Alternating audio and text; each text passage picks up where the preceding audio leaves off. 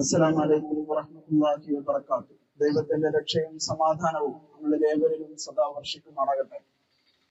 രാത്രി ഈ വൈകിയ വേളയിൽ ഇത്തരമൊരു പ്രതിഷേധവുമായി സോളിഡാരിറ്റി യൂത്ത് മൂവ്മെന്റും എസ്യുവും ഒക്കെ തെരുവിലിറങ്ങേണ്ടി വന്നതിന്റെ സാഹചര്യം നമ്മുടെ മുദ്രാവാക്യങ്ങളിൽ നിന്ന് തന്നെ എല്ലാവർക്കും വ്യക്തമായിട്ടുണ്ടാവും. കഴിഞ്ഞ 2 വർഷത്തോളമായി ഫലസ്തീനിൽ നരനായാട്ട് നടത്തിക്കൊണ്ടിരിക്കുന്ന ഇസ്രായേൽ എന്ന് പറയുന്ന സയനിസ്റ്റ് തമ്മാടി ചട്ടമ്പി രാജ്യം ഇപ്പോൾ പുതിയ ഒരു രാജ്യത്തേക്ക് കൂടി അതിന്റെ ആക്രമണം വ്യാപിപ്പിച്ചിരിക്കുന്ന ഒരു വാർത്ത നമ്മൾ അല്പം മുമ്പ് അറിയുകയുണ്ടായി. ഖത്തർ എന്ന് പറയുന്ന ഒരു പരമാധികാര രാഷ്ട്രത്തിനകത്ത് കയറി ഹമാസിന്റെ നേതാക്കളെ വധിക്കാനുള്ള ആക്രമണമാണ് ഇസ്രായേൽ നടത്തിയിരിക്കുന്നത്. അത് നിസ്സങ്കോചം, തെല്ലും ഭയമില്ലാതെ, ഒട്ടും മടിയില്ലാതെ ഏറ്റെടുക്കാനുള്ള ഒരു ധൈര്യം ഇസ്രായേലിന്റെ പ്രധാനമന്ത്രിക്ക് ഉണ്ടാവുന്നത് എങ്ങനെയാണ് എന്ന് ചോദിച്ചാൽ, ഇസ്രായേൽ ഇപ്പോൾ നടത്തിക്കൊണ്ടിരിക്കുന്ന എല്ലാ തമ്മാടിത്തരങ്ങൾക്കും അമേരിക്ക എന്ന് പറയുന്ന ഒരു ചട്ടമ്പി രാജ്യം, മറ്റൊരു ചട്ടമ്പി രാജ്യം അതിനൊപ്പം നിൽക്കുമെന്ന പ്രതീക്ഷയും അത്തരമൊരു പ്രതീക്ഷ ഉള്ളത് കൊണ്ടാണ് എന്ന് നമ്മൾ മനസ്സിലാക്കുകയാണ്. ഈ ലോകത്ത് അധികാരം ഇരിക്കുന്ന എല്ലാ രാഷ്ട്രങ്ങളും ഇസ്രായേലിന്റെ ഇത്തരത്തിലുള്ള നിഷ്ഠൂരമായ അതിക്രമങ്ങൾക്കെതിരെ നിശബ്ദത പാലിക്കുകയോ അതിനോടൊപ്പം ചേരുകയോ ചെയ്യുന്നതാണ് നമ്മൾ കണ്ടുകൊണ്ടിരിക്കുന്നത്. കുറച്ചു നാൾ മുമ്പ് ഇറാൻ എന്ന് പറയുന്ന രാഷ്ട്രത്തിനെതിരെ ഇസ്രായേൽ ഇതുപോലെ ആക്രമണം നടത്തുകയുണ്ടായി. ലബനാനിലും സിറിയയിലും ഇതുപോലെയുള്ള അതിക്രമങ്ങൾ, ആ രാജ്യത്തിന്റെ പരമാധികാരത്തിലേക്ക് കയറിക്കൊണ്ടുള്ള അതിക്രമങ്ങൾ ഇസ്രായേൽ നടത്തുന്നത് നമ്മൾ കാണുകയുണ്ടായി. ഗസയിൽ ഏർപ്പെടുത്തിയിരിക്കുന്ന ഉപരോധം ലംഘിച്ചുകൊണ്ട് ലോകത്തിലെ 40-ലേറെ രാജ്യങ്ങളിൽ നിന്നുള്ള പ്രതിനിധികൾ ഉൾപ്പെടുന്ന ഫ്ലോട്ടില, ആ കപ്പൽ സംഘം വരുന്ന വഴിയിൽ തുനീഷ്യയുടെ സമുദ്രപരിധിയിലെത്തിയ സന്ദർഭത്തിൽ ആ ഫ്ലോട്ടിലയിലേക്ക് ഡ്രോൺ ആക്രമണം നടത്തിയ വാർത്തയും നമ്മൾ കഴിഞ്ഞ ദിവസമാണ് വായിച്ചത്. ഇങ്ങനെ ലോകത്ത് നിലനിൽക്കുന്ന ഒരു അന്താരാഷ്ട്ര നിയമങ്ങളും പാലിക്കാത്ത, ലോകത്ത് നിലനിൽക്കുന്ന ഒരു മാനുഷിക നിയമങ്ങളും പാലിക്കാത്ത, അങ്ങേയറ്റം വംശീയത നിറഞ്ഞ, വംശീയതയാൽ മാത്രം കെട്ടിപ്പടുക്കപ്പെട്ട ഒരു രാഷ്ട്രമാണ് ഇസ്രായേൽ എന്ന് പറയുന്നത് എന്ന് നമ്മൾ മനസ്സിലാക്കേണ്ടതുണ്ട്. അത്തരത്തിലുള്ള ഒരു രാഷ്ട്രത്തിന്റെ ധനമന്ത്രിയെ പച്ച പരവതാനി വിരിച്ച് സ്വീകരിക്കുന്ന കാഴ്ചയാണ് നമ്മുടെ രാജ്യത്തിന്റെ തലസ്ഥാന നഗരിയിൽ നിന്ന് നമ്മൾ ഇന്ന് കണ്ടുകൊണ്ടിരിക്കുന്നത്. ലോകത്തിലെ ഏറ്റവും വലിയ സയനിസ്റ്റ് രാഷ്ട്രത്തിന്റെ ധനമന്ത്രിയെ നിക്ഷേപ കരാർ ഒപ്പിടുന്നതിന് വേണ്ടി നരേന്ദ്രമോദി സ്വീകരിച്ചാനയിക്കുന്ന അങ്ങേയറ്റത്തെ അശ്ലീലം നിറഞ്ഞ കാഴ്ചയും നമ്മൾ കാണുകയാണ്. ഈ രാഷ്ട്രത്തിന്റെ തലവന്മാർ ഇസ്രായേൽ എന്ന് പറയുന്ന രാഷ്ട്രത്തിനൊപ്പമാണെങ്കിലും ഈ രാജ്യത്തെ പൗരന്മാർ അവരോടൊപ്പമല്ലെന്നും, അടിച്ചമർത്തപ്പെടുന്ന ഫലസ്തീനികൾക്കൊപ്പം, വിമോചനം സ്വപ്നം കാണുന്ന ഫലസ്തീനികൾക്കൊപ്പമാണ് എന്ന കേരളത്തിന്റെ ഉറച്ച പ്രഖ്യാപനമാണ് ഈ രാത്രിയിൽ മാവൂർ റോഡിൽ, ഈ കോഴിക്കോട് നഗരത്തിൽ സോളിഡാരിറ്റിയും എസ്ഐയും നിർവഹിച്ചുകൊണ്ടിരിക്കുന്നത്. ഞാൻ ദീർഘിപ്പിക്കുന്നില്ല. ഈ പരിപാടിയിൽ നമ്മെ അഭിസംബോധന ചെയ്ത് സംസാരിക്കുന്നത് സോളിഡാരിറ്റി യൂത്ത് മൂവ്മെന്റ് സംസ്ഥാന പ്രസിഡന്റ് തൗഫീഖ് മമ്പാട് അവറുകളെയാണ്. അദ്ദേഹത്തെ നമ്മെ അഭിസംബോധന ചെയ്ത് സംസാരിക്കുന്നതിന് വേണ്ടി ഹൃദയപൂർവ്വം സ്വാഗതം ചെയ്തുകൊണ്ട് ഞാൻ എന്റെ വാക്കുകൾ അവസാനിപ്പിക്കുന്നു. അസ്സലാമു അലൈക്കും. പ്രിയമുള്ള സിയോവിന്റെ സംസ്ഥാന ജനറൽ സെക്രട്ടറി, പ്രിയ സുഹൃത്ത് സഹൽ ബാസ്, സോളിഡാരിറ്റി സംസ്ഥാന ജനറൽ സെക്രട്ടറി ഇസ്മായിൽ, പ്രിയപ്പെട്ട സുഹൃത്തുക്കളെ, നാട്ടുകാരെ, സഹപ്രവർത്തകരെ, ഇവിടെ സൂചിപ്പിച്ചു കഴിഞ്ഞു എന്തിനു വേണ്ടിയാണ് ഈ രാത്രിയിൽ കോഴിക്കോട് നഗരത്തിൽ നമ്മൾ ഇങ്ങനെ പ്രതിഷേധ പരിപാടി സംഘടിപ്പിച്ചത് എന്നുള്ളതാണ്.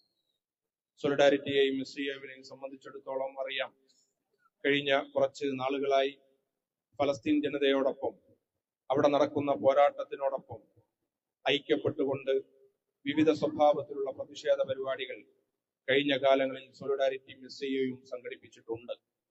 നമുക്കറിയാവുന്നതുപോലെ തന്നെ ഈ നാളുകളിൽ മുഴുവൻ സയനിസ്റ്റ് രാഷ്ട്രമായ ഇസ്രായേൽ അതിന്റെ എല്ലാ വംശഹത്യാ പദ്ധതികളും രാജ്യത്ത് നടപ്പിലാക്കിക്കൊണ്ടിരിക്കുന്നു, ഫലസ്തീൻ ജനതക്കിടയിൽ നടപ്പിലാക്കിക്കൊണ്ടിരിക്കുന്നു എന്ന് നമുക്കറിയാം. പട്ടിണിക്കിട്ട്, അന്നം നിഷേധിച്ച്, മിസൈൽ ആക്രമണം നടത്തി, പിഞ്ചു കുഞ്ഞുങ്ങളെ വധിച്ച്, അവിടുത്തെ പോരാളികളെ വധിച്ച്, ഇങ്ങനെയൊക്കെ സയനിസ്റ്റ് രാഷ്ട്രം അതിന്റെ എല്ലാവിധ വംശഹത്യാ പദ്ധതികളും നടപ്പിലാക്കിക്കൊണ്ടിരിക്കുന്നത് ദിനം നമ്മൾ കേട്ടുകൊണ്ടിരിക്കുന്നുണ്ട്. ഗസ എന്ന് പറയുന്ന പ്രദേശം തന്നെ ചുട്ടുചാമ്പലാക്കി കഴിഞ്ഞിട്ടുണ്ട്. ആരോഗ്യം, ചികിത്സ നിഷേധിച്ചിട്ടുണ്ട്, ഭക്ഷണം നിഷേധിച്ചിട്ടുണ്ട്. ഇങ്ങനെ അവിടുത്തെ പോരാട്ടം കഴിഞ്ഞ 2 വർഷമായിട്ട് അതേസമയം തന്നെ സയനിസത്തോട് പിന്മടക്കമില്ലാത്ത വിധത്തിൽ പോരാടിക്കൊണ്ടിരിക്കുന്ന ഒരു സംഘം, ഒരു ചെറുപ്പം, കുഞ്ഞു കുട്ടികൾ എല്ലാം നമ്മൾ തന്നെ ഇപ്പോൾ കണ്ടുകൊണ്ടിരിക്കുന്നുണ്ട്. അതിനിടക്കാണ് ഇന്ന് ഖത്തറിൽ ദോഹയിൽ വെച്ചുകൊണ്ട് ഇവിടുത്തെ ഒരു ചർച്ച, ആ ചർച്ചയ്ക്ക് വേണ്ടിയിട്ട് എത്തിയ ഹമാസ് നേതാക്കളെ വഞ്ചിച്ച് കൊലപ്പെടുത്താൻ വേണ്ടിയിട്ട് സയനിസ്റ്റ് രാഷ്ട്രം ഇസ്രായേൽ ശ്രമിച്ചത്. പ്രധാനമന്ത്രി തന്നെ അത് പ്രഖ്യാപിച്ചു കഴിഞ്ഞു.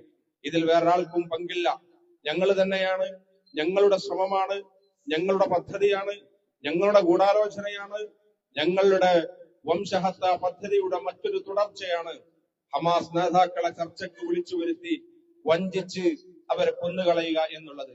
ഹമാസ് നമുക്കറിയാം, ഫലസ്തീൻ പോരാളികളെ സംബന്ധിച്ചിടത്തോളം ഇതും അതിജീവിക്കും എന്ന് നമുക്ക് ശുഭപ്രതീക്ഷയുണ്ട്. അതേസമയം തന്നെ ഇപ്പോൾ ഖത്തറിലെ ദോഹയിൽ നടന്നുകൊണ്ടിരിക്കുന്ന ഈ പദ്ധതിക്കെതിരെ, ഈ വഞ്ചിച്ച് ചർച്ചയ്ക്ക് വന്ന ഹമാസ് നേതാക്കളെ കൊലപ്പെടുത്തിയ ഈ പദ്ധതിക്കെതിരെ ലോകരാഷ്ട്രങ്ങൾ പല വിധത്തിലുള്ള പ്രതിഷേധങ്ങൾ രേഖപ്പെടുത്തുന്നുണ്ട്. ആ സന്ദർഭത്തിലാണ് അതിനോട്, ഈ ജനതയോട്, പോരാടുന്ന ജനതയോട് വീണ്ടും നമ്മുടെ ഭാഗത്തു നിന്നുള്ള പിന്തുണയുണ്ട്, ഐക്യദാർഢ്യമുണ്ട്, നിങ്ങളുടെ പോരാട്ടത്തിന് സർവ്വ പിന്തുണയും ഇപ്പോഴും നമ്മൾ നൽകിക്കൊണ്ടിരിക്കുന്നുണ്ട് എന്ന ഉറച്ച ബോധ്യത്തിലാണ് വീണ്ടും നമ്മൾ കോഴിക്കോട് നഗരത്തിൽ ഈ പ്രതിഷേധ പരിപാടി സംഘടിപ്പിച്ചിട്ടുള്ളത്. നമുക്കറിയാവുന്നത് പോലെ തന്നെ നമ്മുടെ രാജ്യം ഒരു കാലഘട്ടത്തിൽ ഫലസ്തീൻ അനുകൂലമായ നിലപാടുകൾ എടുത്ത ഒരു രാജ്യമാണ്. പക്ഷെ ഇവിടെ സൂചിപ്പിച്ചതുപോലെ തന്നെ ഈ അടുത്ത് ഇന്ന് നടന്ന സംഭവത്തിൽ തന്നെ ഒരു തരത്തിലുള്ള പ്രതിഷേധങ്ങളും നമ്മുടെ രാജ്യത്തിന്റെ ഭാഗത്തു നിന്ന് ഉണ്ടായിട്ടില്ല. മാത്രമല്ല, സയനിസത്തിനും ഇസ്രായേലിന്റെ പ്രധാനപ്പെട്ട ആളുകൾക്കുമൊക്കെ എല്ലാവിധത്തിലുള്ള പരവധാനികളും വിരിച്ച് സ്വീകരിച്ചാനയിച്ച് എല്ലാവിധത്തിലുള്ള സന്ധി സംഭാഷണങ്ങൾ ഏർപ്പെട്ട് രേഖപ്പെടുത്തി ഒപ്പുവെച്ചുകൊണ്ട് സൗഹൃദത്തിന്റെ ഒരു പാലം യഥാർത്ഥത്തിൽ ഈ ഇസ്രായേലുമായി കൊണ്ട് നമ്മുടെ രാജ്യം നടത്തുന്നുണ്ട്. ഇതിനെയും നമ്മൾ യഥാർത്ഥത്തിൽ ചെറുത്തു തോൽപ്പിക്കേണ്ടതുണ്ട്.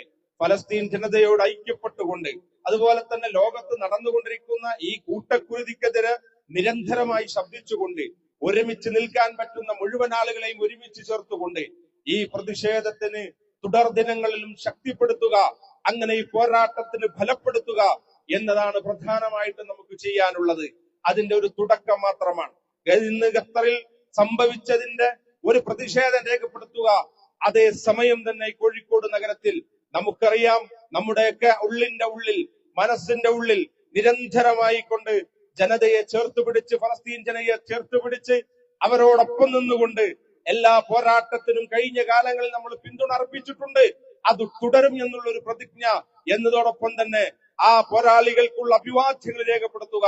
ഈ സംഭവത്തിൽ അഗാധമായ സ്വഭാവത്തിൽ നേതൃത്വം നൽകിക്കൊണ്ടിരിക്കുന്ന ഇതിന് വേണ്ടിയിട്ട് ഈ ചെറിയ ലോകത്തെ തന്നെ വളരെ ചെറിയൊരു രാജ്യമായ ഖത്തറിൽ വന്ന് അതിന്റെ പരമാധികാരത്തെയും ഖത്തർ എന്ന് പറയുന്ന രാജ്യത്തിന്റെ എല്ലാവിധത്തിലുള്ള സ്വഭാവങ്ങളെയും നശിപ്പിക്കും വിധം കടന്നു കയറിക്കൊണ്ട് വഞ്ചിച്ച് നേതാക്കന്മാരെ കൊന്നെടുക്കാനുള്ള ഈ പദ്ധതിയെയും ലോകരാഷ്ട്രങ്ങൾ മുഴുവൻ തുറന്നു കാണിക്കണം എന്ന ഒരു ആവശ്യപ്പെടലും കൂടിയാണ് യഥാർത്ഥത്തിൽ ഈ സോളിഡാരിറ്റി മെസ്സേജ് നടത്തിയ പ്രതിഷേധ പരിപാടിയിലൂടെ യഥാർത്ഥത്തിൽ ഇവിടെ നമ്മൾ തുറന്നു കാണിക്കുന്നത്, നമ്മൾ പ്രഖ്യാപിക്കുന്നത് അത് തന്നെയാണ്. യഥാർത്ഥത്തിൽ ഇതൊരു തുടർ പോരാട്ടമായിക്കൊണ്ട് അടുത്ത ദിവസങ്ങളിൽ ഇതേ സ്വഭാവത്തിൽ തന്നെ ശക്തിപ്പെടുത്തുക എന്നതും കൂടി നമ്മുടെ ദൗത്യമാണ്. അങ്ങനെ തന്നെ മുന്നോട്ട് പോകാനാണ് നമ്മൾ തീരുമാനിച്ചിട്ടുള്ളത് എന്ന് പറഞ്ഞുകൊണ്ട് ഈ പ്രതിഷേധ പരിപാടിയിൽ ഈ സമയത്തും സോളിഡാരിറ്റിയുടെയും എസ്ഐഒവിന്റെയും ക്ഷണം സ്വീകരിച്ച് ഇവിടെ എത്തിച്ചേർന്ന് ഈ പോരാട്ടത്തിനോട് ഐക്യപ്പെട്ടുകൊണ്ട് ഇവിടെ എത്തിച്ചേർന്ന മുഴുവൻ സുഹൃത്തുക്കളെയും സഹപ്രവർത്തകർക്കും അഭിവാദ്യങ്ങൾ നേർന്നുകൊണ്ട് ഞാൻ അവസാനിപ്പിക്കുന്നു. അസ്സലാമു അലൈക്കും വറഹ്മത്തുള്ളാഹി വബറകാതുഹു.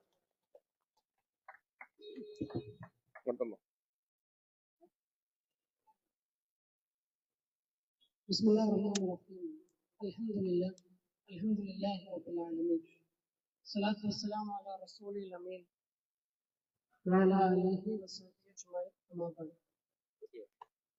ആദരണീയനായ സോളിഡാരിറ്റിയുടെ സംസ്ഥാന പ്രസിഡന്റ് തൗഫീഖ് സൈദ്, സോളിഡാരിറ്റി സംസ്ഥാന ജനറൽ സെക്രട്ടറി ഇസ്മായിൽ സൈദ്, പ്രിയപ്പെട്ട സയ്യോബിന്റെയും സോളിഡാരിറ്റിയുടെയും പ്രവർത്തകരെ, നിങ്ങളുടെ ശബ്ദം ശ്രവിക്കുന്ന നല്ലവരായ നാട്ടുകാരെ, അസ്സലാമു അലൈക്കും വറഹ്മത്തുള്ളാഹി വബറകാതുഹു.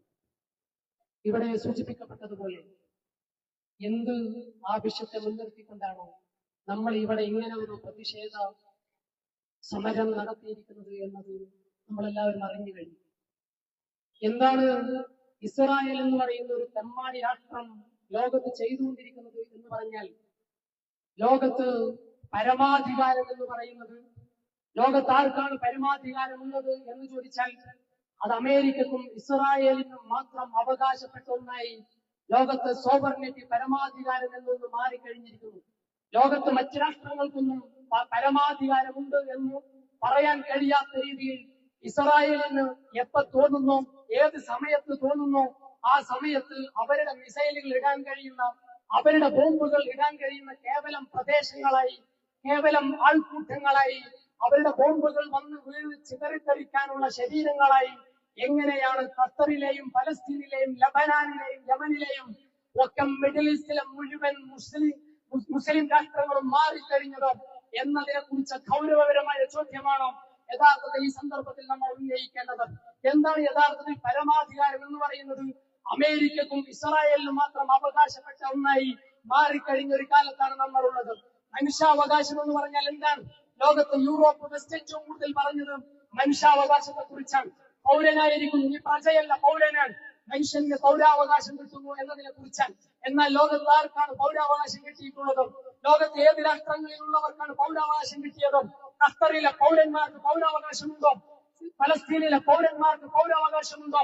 അതുപോലെ തന്നെ സിറിയയിലെയും യമനിലെയും പൗരന്മാർക്ക് പൗരാവകാശമുണ്ടോ എന്ന ചോദ്യമാണ് തിരിച്ചു ചോദിക്കാൻ നമ്മൾ ആഗ്രഹിക്കുന്നത്. എന്ന് പറഞ്ഞാൽ വെസ്റ്റ് ഇന്നോളം ഉയർത്തിപ്പിടിച്ചിട്ടുള്ള പൗരാവകാശത്തെ കുറിച്ചാണ്, മനുഷ്യാവകാശങ്ങളെ കുറിച്ചാണ്, മനുഷ്യത്വത്തെ കുറിച്ചാണ്, പരമാധികാരത്തെ കുറിച്ച് വാക്കുകളെല്ലാം വ്യാജമായിരുന്നു.